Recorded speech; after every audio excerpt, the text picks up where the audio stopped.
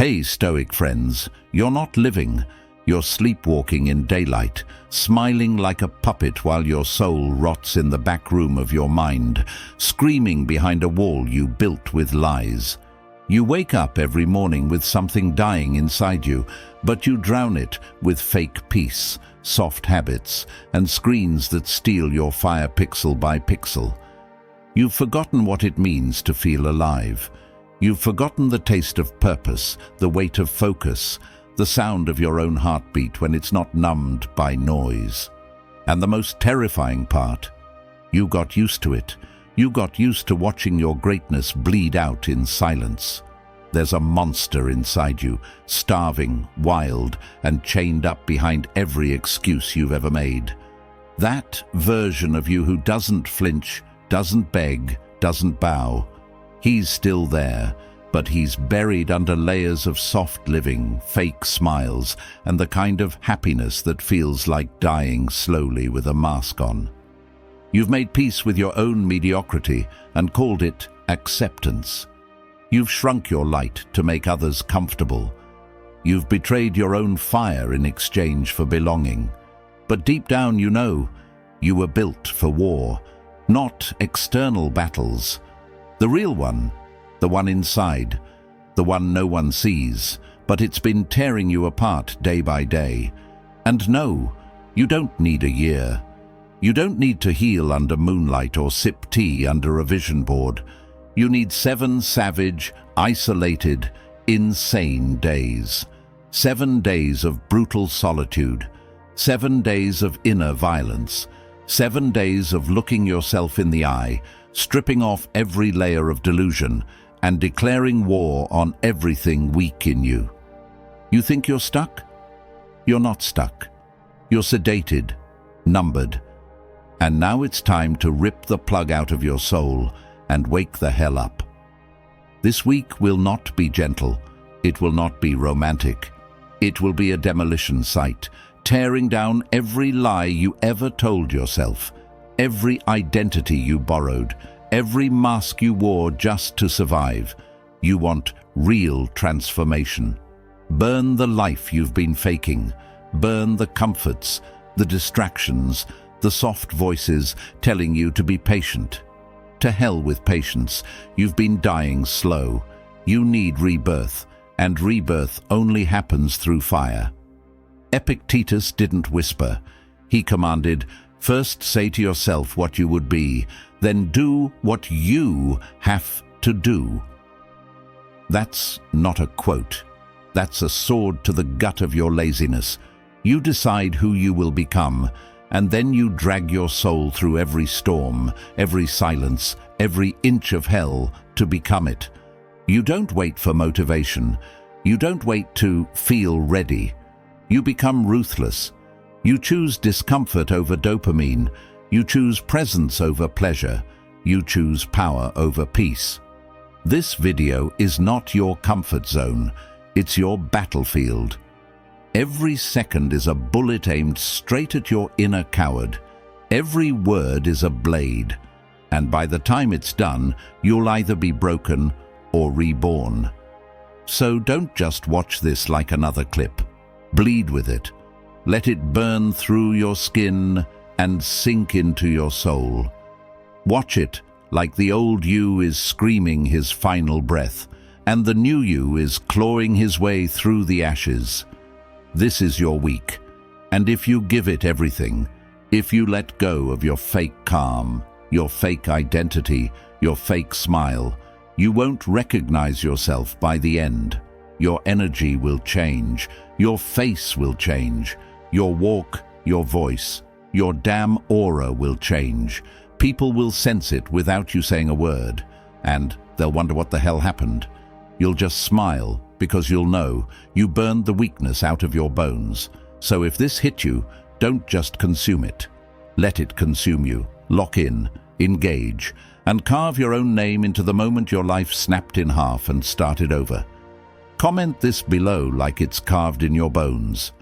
This week, I become unrecognizable, because this isn't self-improvement. This is your resurrection through rage. And after this week, Nothing in this world will ever tame you again. Now let's go. Number 1. Wake up in silence, not noise. You wake up, and before your soul even remembers who it is, you've handed it away, swiped it, scrolled it, smashed it under flashing screens and strangers' voices you never asked to hear. You're not waking up. You're surrendering. And that device beside your bed, it's not a phone, it's a loaded weapon, and every morning you pull the trigger on your peace. Before your body even breathes fully, you've let 1,000 faceless people crawl into your headspace and piss all over your presence. You've lost the battle before you've even stood up, not because you're weak, but because you've been tricked into thinking this is normal. It's not normal. It's spiritual suicide. You were never meant to wake up that way. You were built to rise, like a beast in the dark that doesn't flinch, doesn't speak, just breathes, deep, slow, heavy. Let that breath break through your chest like thunder. Let the silence slap you in the face, like a wake-up call from the gods. No noise, no notifications, no music, no stimulation.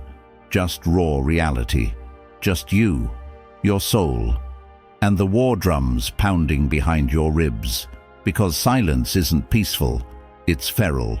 It shows you everything you've been trying to bury, the fears you scroll away from, the shame you mute with noise, the dreams you've abandoned because the world told you to shrink. And when you finally sit in it, really sit in it, it claws at you.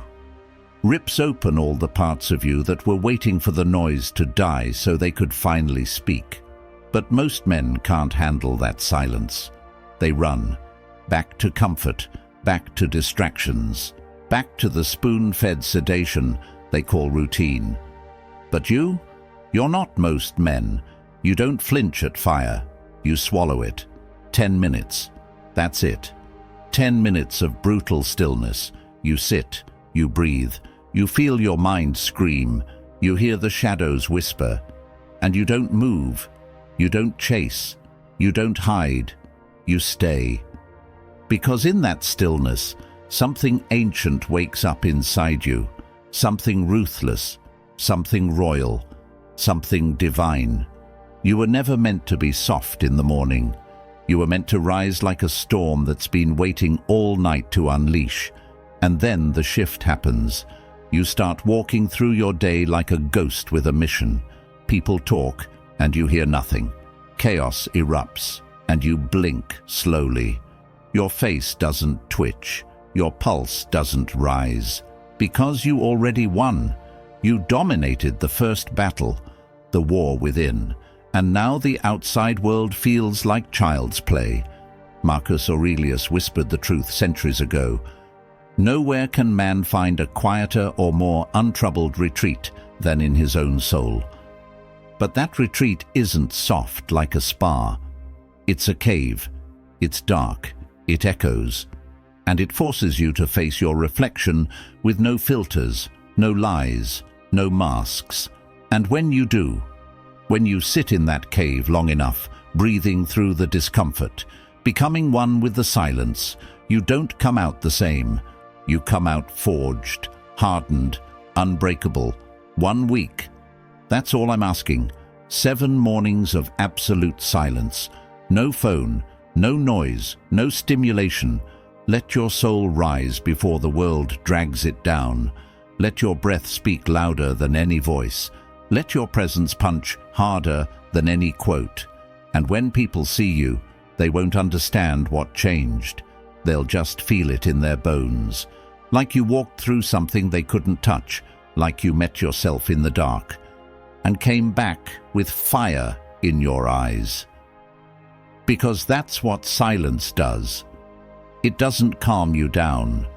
It arms you. Number 2, starve your addictions. Feed your soul.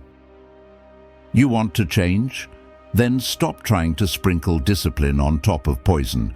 You don't fix a leaking ship by adding more sails. You burn the rot, rip it out, torch the comfort, And what's rotting your potential is not out there in the world. It's in your hands. That glowing screen. That devil you scroll like it's your rosary. That artificial world you check 147 times a day, hoping to feel something. You already know what's killing your focus, what's softening your spine. It's not a mystery. It's your compulsions, the endless need to be stimulated, distracted, entertained. You've built a cage of comfort, and now you mistake your prison for peace.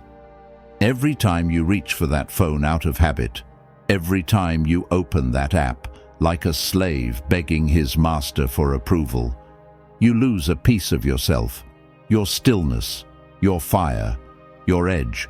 You become a man on autopilot, dead behind the eyes, scrolling past his destiny like it's just another post. You weren't born to be fed like cattle by algorithms. You weren't designed to be a slave to impulse. You were built for war, for struggle, for solitude. And this week, you return to that version of yourself, the raw one, the hungry one. Delete the damn app. Turn off every notification like you're yanking chains off your brain. Let the silence punch you in the chest. Let your nerves rattle. Let your cravings scream. Because that's not weakness, it's detox. That's the sound of a dying addiction gasping for air.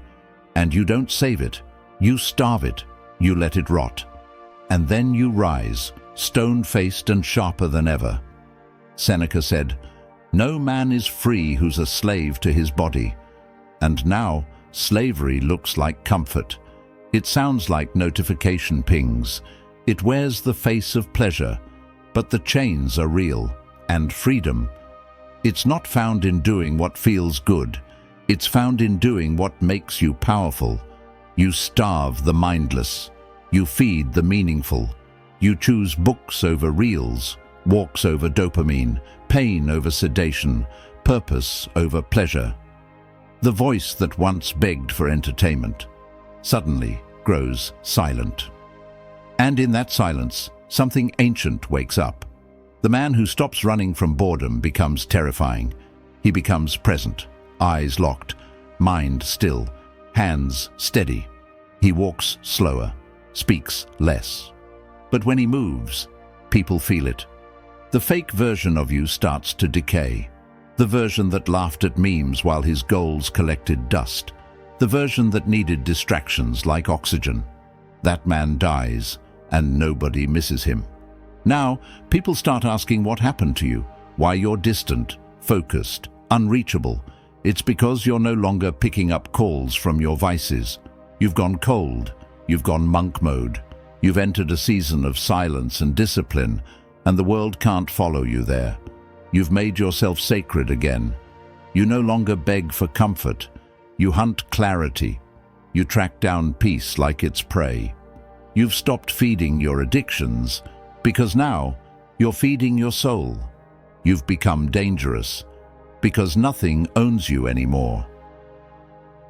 Number 3, train like your life depends on it. Most people work out because they want to look good. But you're not here for vanity. This week you train like the very breath in your lungs depends on it. You're not lifting for aesthetics.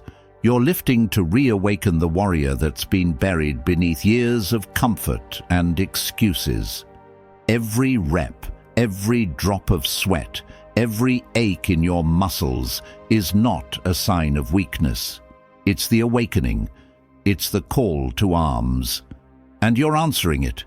You've been living in your head for far too long. Thoughts circling, endless self-doubt, constant distractions. You've let your mind rot while your body wasted away. No more. This week, you break free. You give your body the fight it's been screaming for. You don't show up half-hearted. You don't show up lazy. You show up to dominate. Because today might be your last chance to be the man you were born to be. There is no second place. There's only fight or fade. You don't need a gym to unleash hell. Forget the machines, forget the weights. You have your body, you have your fire. Push-ups until your arms scream for mercy. Burpees until your heart feels like it's about to explode. Sprints that tear through your lungs like fire. The pain isn't a roadblock, it's the key. Because on the other side of that pain is a version of you who isn't just stronger, he's unstoppable. The Stoics understood this like no one else. Musonius Rufus, one of the toughest minds in philosophy, said, "We must take care of the body, not only to have it serve the soul, but also to strengthen it. Your body is the foundation. Without a solid foundation, the house will crumble. A weak body breeds a weak mind. A strong body? It forges a mind of steel. Every ounce of energy you put into your training is a battle cry. I will not be weak. You don't retreat. You advance. By the end of this week, you won't just move differently. You'll become a force. People will feel your presence before you even step in the room. They'll see it in the way you stand tall, shoulders squared, eyes locked with theirs like you've been to war, and came back with a soul that's unbreakable. Your posture will shift. Your gaze will cut through the world with purpose. Your every step will scream, "I've earned this." Train with ferocity. Train like your very life depends on it, because it does. You don't need motivation. You need action. You need the kind of movement that will drown out every excuse. Sweat will purge your doubts. Pain will sharpen your focus.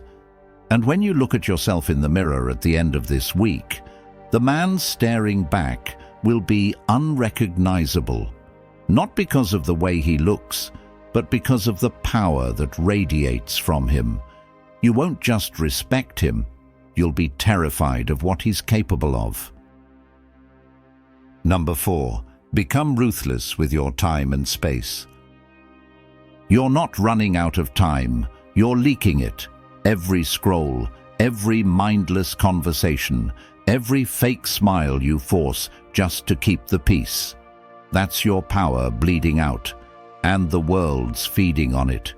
You think you're exhausted because life is hard? No, you're exhausted because you become a servant to distractions, a slave to everyone's urgency but your own. This week, you go savage. You become a lion guarding the last inch of his territory. You wake up and refuse to let your phone be the first thing that touches your mind. You delete the guilt that keeps you over-explaining, over-apologizing, over-available. You draw a line so sharp around your time that it slices through anyone who crosses it without permission. Epictetus said, "If a man would be free, let him practice being deaf to everything that enslaves him." That means every gossip-filled voice, every dopamine-drenched screen, every distraction that whispers, "Just for a minute," you silence it, brutally, because you know that minute always turns into an hour, and that hour devours your life. You stop being everyone's open door. You build walls, you install gates, you post signs that say, "No more access." And when the world bangs on those gates, screaming that you've changed, you don't answer. You're not changing, you're resurrecting. You've been a ghost in your own life for too long. Now you're back. And you're untouchable. They'll call you distant, cold, rude, good. Let them. Because when you're building a kingdom, you don't take coffee breaks with the crowd. You disappear into your solitude and you come back carved in iron. That hour of silence in the morning, that's your war room. That time you block off to create, breathe, plan. That's not a schedule. That's your sword. Marcus Aurelius ruled an empire and still said the greatest retreat is the one within the soul. So stop looking for peace in places that only offer noise. Take it. Steal it back from the chaos. Own your minutes like they're your final breath, because one day they will be. You don't owe your presence to the world. You owe your greatness to yourself. And the man who defends his time like it's life or death, he doesn't just get peace, he becomes power incarnate. Number 5. Face the mirror and burn the lies. You say you want to change, but every time you walk past a mirror, you blink, you look away, you flinch like it's a ghost staring back. And maybe it is. Maybe it's the man you buried under excuses, the warrior you abandoned when comfort seduced you. That mirror has seen it all. The broken promises, the quiet breakdowns, the masks you wear when no one's watching, the lies you whisper to yourself just to survive another soft day. But this week, the games stop, the illusions die. The mirror becomes your battlefield and your confessional. You don't approach it gently. You storm it like a madman desperate for truth. You get in close, so close you can feel your own breath bouncing back. And you say it, you spit it out. No filters, no smile, no sugar. You say the filth you've swallowed for years. I'm a fraud when no one's looking. I've let fear rewrite my story. I blame others because I'm too scared to lead. I've abandoned the man I was born to become. Say it like a roar. Let the guilt rise. Let the shame hit like a bat to the ribs. Let your soul tremble under the weight of honesty, because that's the only weight that builds real muscle. This is not about self-hate. It's about self-respect. And sometimes that respect comes only after you rip yourself apart. Epictetus didn't care for comfort. He said, "If someone succeeds in provoking you, realize that your mind is complicit in the provocation." Translation: you're not a victim, you're a collaborator in your own destruction. You've let weakness rent space in your soul. You've served your fears breakfast in bed. But not anymore.